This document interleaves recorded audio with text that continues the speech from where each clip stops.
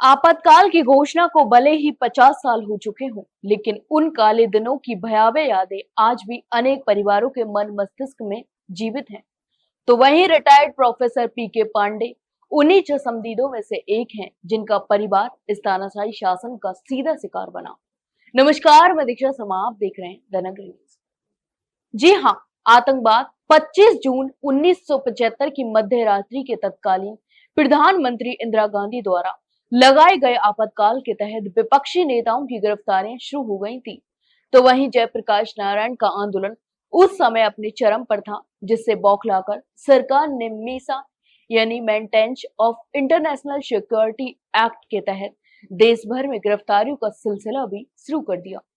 तो वहीं प्रोफेसर पांडे बताते हैं कि उनके पिता कृष्ण पारीक, जो कि एक सक्रिय लोकतंत्र सेनानी थे और आरएसएस से भी जुड़े थे, उन्हें भी जेल में डाल दिया गया।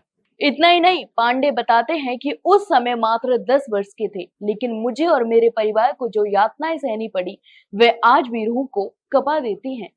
हमारे घर की बिजली और पानी की सप्लाई काट दी गई थी। यहाँ तक कि मुझ पर भी डकैती का झूठा मुकदमा दर्ज कर दिया गया था। तो वहीं पांडे बताते हैं कि उनके पिता पूरे 19 महीने जेल में बंद रहे। इस दौरान परिवार को खाने तक के लाले पड़ गए थे। उनकी माता दुर्गा देवी पारीक आज भी उस समय को याद करके कांप उठती हैं। तो वहीं मोहल्ले के लोग तक बात करने से डरते थे।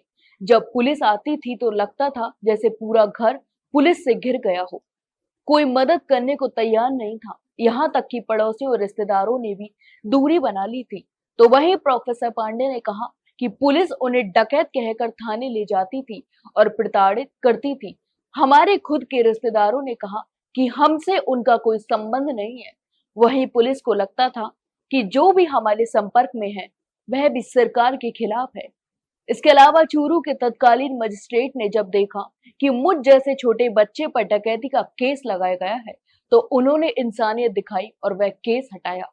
आज जब राजस्थान में भजनलाल शर्मा के नेतृत्व में भाजपा सरकार सत्ता में आई है, तो लोकतंत्र सेनानियों को फिर से सम्मान मिलने लगा है।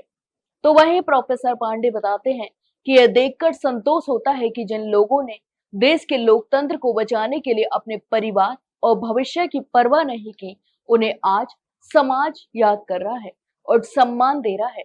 तो वहीं प्रोफेसर पांडे दिल्ली विश्वविद्यालय में प्रोफेसर रह चुके हैं और टीटी कॉलेज में प्रिंसिपल भी रहे।